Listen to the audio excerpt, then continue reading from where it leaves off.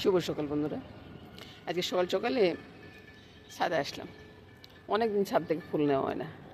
চিন্তা করলাম যে আজকে একটু যাই, ছাদে গিয়ে ফুলগুলো নিয়ে আসি, আচ্ছা আকাশটা দেখে আসি। আকাশটা কত সুন্দর সে আর কি। এবার তো বিয়েবাড়ি গেল, তো অনেক খাওয়া দাওয়া গেল।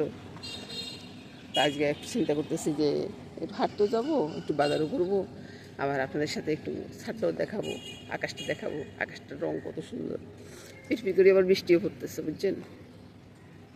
আকাশটা একবার দেখুন কি সুন্দর রঙে ধারণ করছে। কোনো জায়গায় একটু হলুদ মেঘ, কোনো জায়গায় ধূসর মেঘ, কোনো জায়গায় কালো মেঘ। মনে হয় যেন সুন্দর রঙে সাজে রয়েছে, তাই না?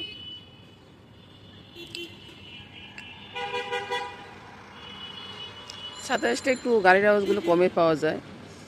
তারপরে অনেক সময় ছাদে আসতে পারি না। সকাল সকালে দাদু ভাইয়ের স্কুল থাকে, তারপরে মামনিও ব্যস্ত হয়ে পড়ে, অনেক কিছু নিয়ে ব্যস্ত হয়ে পড়ে।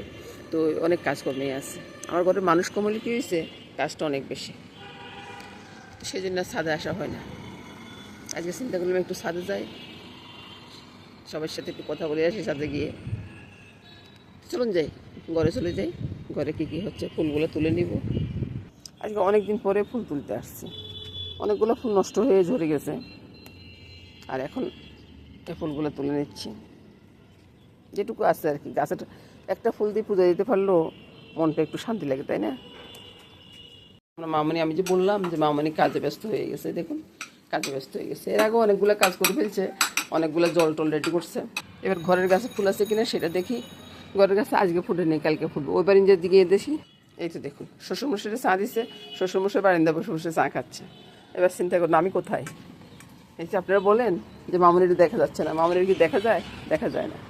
এই যে গাছে দুইটা ফুল ফুটছে, টেরা বেঁকা হয়ে ফুটছে আর কি। তাও তো আমি চিন্তা করি যে গাছের ফুল পূজায় দিব, তাই না?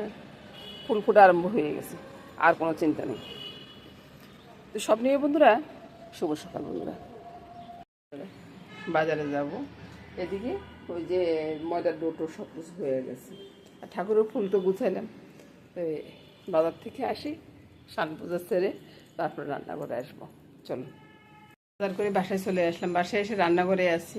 তো এখন এক গ্লাস জল খাবো, জল খেয়ে চলে যাব ঠাকুর ঘরে। ঠাকুর পূজা দিয়ে তারপরে রান্না করে সে আবার আসবো। তো দেখতে থাকুন বন্ধুরা ভিডিওটা। আমাদের পূজা হয়ে গেছে বন্ধুরা, বাজার থেকে তো সেরে চলে আসলাম। তারপর পূজার ঘরে আসলাম, পূজাটা দিয়ে দিলাম। পূজাটা দিয়ে তারপরে এবার ঝাড়া হাত পা নিয়ে আমি রান্না করে যাচ্ছি। আমার রান্না করে আমার রান্না করে আমার রান্না করে অনেক কিছু হয়। সকাল থেকে দুপুর পর্যন্ত রান্নাটা আমি দেখাই, রাত্রে রান্না আমি আর দেখাই না। তো কেন দেখাই না সেটা আমি বলবো না, বা এ বয়সে এসে এত ঝুঁকি ঝামেলা ভালো লাগে না, সেই জন্য আর দেখানো হয় না আর কি। দুপুর পর্যন্ত কি কি হচ্ছে বন্ধুরা, এই যে সকালের জন্য আলুটা রেডি করে রেখেছি। আলুর পরোটা করবো, বুঝছেন। কীভাবে করবো হয়তো আমার ছোটো ভিডিও থাকবে বা বড় ভিডিও তো থাকতে পারে, সেটা আমি বলতে পারি না।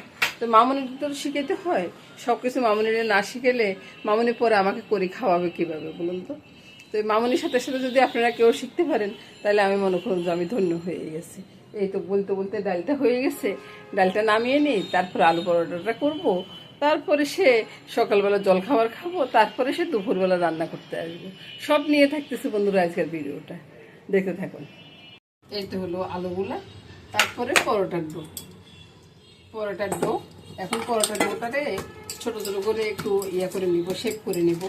তো তারপরে আলুর পুরটা ঢুকিয়ে দিব। দেখতে থাকুন বন্ধুরা। প্রথমে রুটিটা একটু বেলে নিব। আমি নিজের ভিডিও নিজেই করি বন্ধুরা, হয়তো একটু এদিক সেদিকে একটু নড়ে টড়ে যায় আর কি, তো কিছু করার নেই। তারপরে আলুর পুরটা ঢুকিয়ে মুখটা বন্ধ করে দেব। ব্যাস, মুখটা বন্ধ হয়ে গেছে। তো এবার একটু চেপে চেপে একটু আটা দিয়ে চেপে চেপে দিব, তারপরে সে একটা বেলা দেব।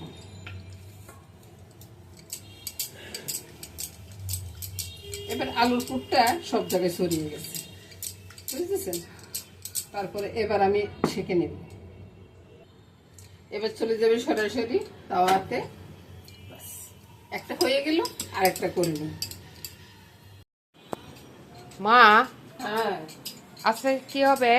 আজকে কি হবে, আজকে হবে আলু পরোটা। ঠিক আছে, এই যে একটা দিলাম তাওয়াতে, দেখো,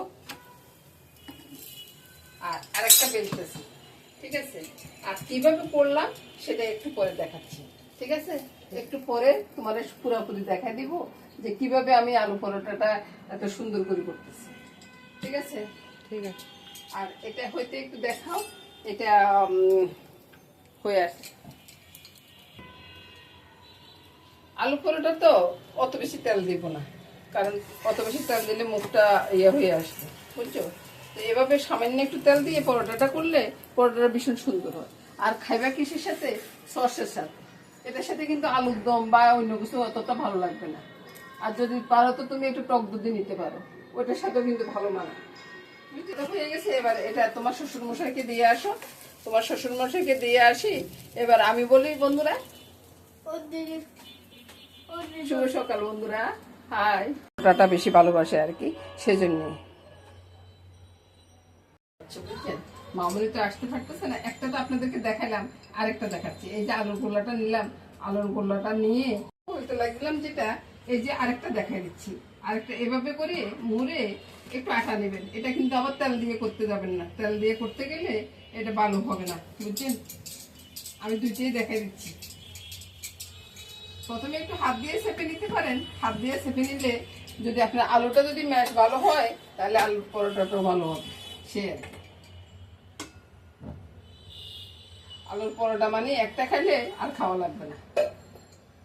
আর আপনারা তো হয়তো অনেক মশলা দিয়ে করেন, আমার আজকে নিরামিষ দিন, আমি আলুটা অত বেশি মশলা দিই নাই। আমি যেরকম আলু ভর্তা করি সাধারণত ওরকম ভাবে করছি। আর একটু মিষ্টি জিরা দিয়ে, মিষ্টি জিরা ফোড়ন দিয়ে আমি আলুর পুরটা করে নিয়েছি আর কি। তারপরে আলু পরোটাটা করতেছি, বুঝতেছেন? আমি সবকিছুই বলে দিলাম। আর যদি আপনারা মনে করেন যে আপনারা চিকেনের কিমা দিয়ে করবেন, তাও করতে পারেন বন্ধুরা। আলু ওই পরোটা শুধু আলু দিয়ে করতে হবে এমন কিছু না, ডিমের কিমা দিয়ে করতে পারেন, সব দিয়ে করতে পারেন, সুন্দরই হবে। আর আমার পরোটাগুলো একবার দেখুন, দেখলে তো খাইতে ইচ্ছে করতেছে, তাই না? খাইতে হলে ভাই আমার ঘরে চলে আসতে হবে, বুঝতেছেন?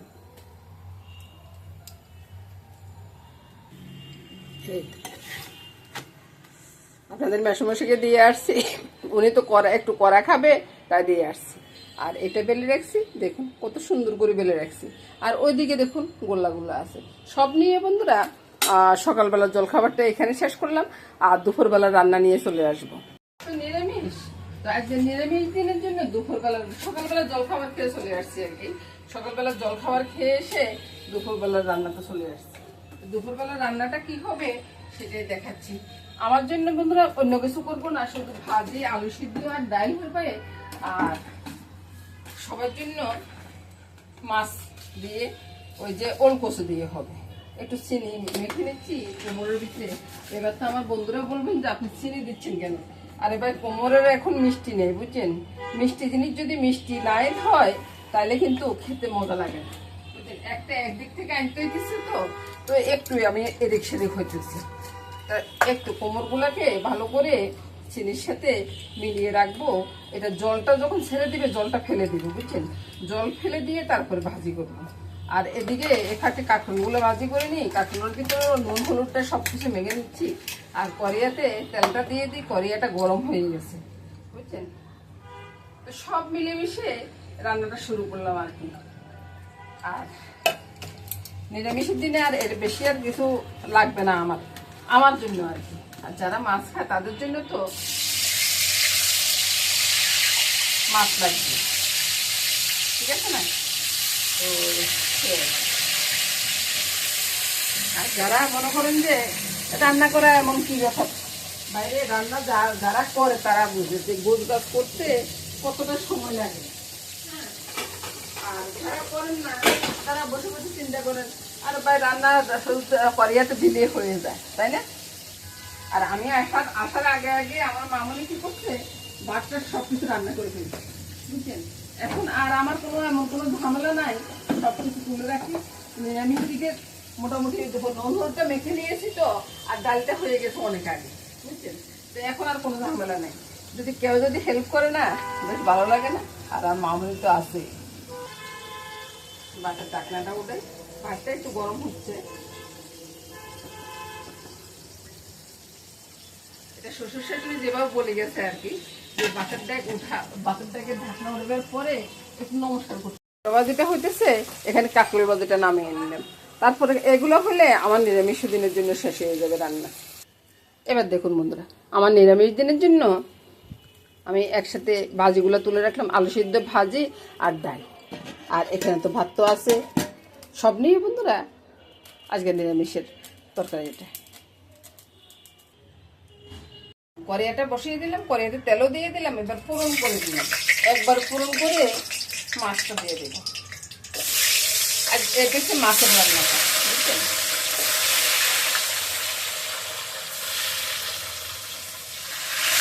মাছগুলো একবার ভাজিনি, কড়া করেই ভাজবো।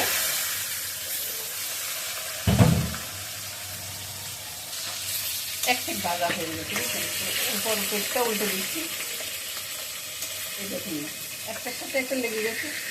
এখন কি উপায়, দুটো একসাথে উল্টে দিচ্ছি।